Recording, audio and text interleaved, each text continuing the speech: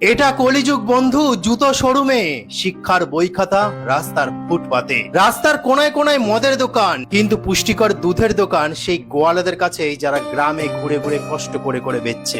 এই যুগে কুকুর মহলে থাকে, কিন্তু গোমাতা টাটা পোড়া রোদের মধ্যে, আবর্জনার মধ্যে রাস্তাঘাটে বিচরণ করে। কাপড় হয়ে গেছে ছোট, লজ্জা কোথা থেকে আসবে?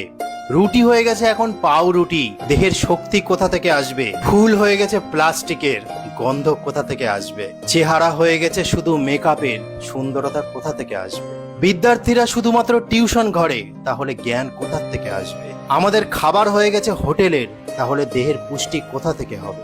আর সর্বশেষে মানুষ শুধু আপন করে নিয়েছে টাকা পয়সার, তাহলে ধর্ম ভালোবাসা কোথা থেকে আসবে?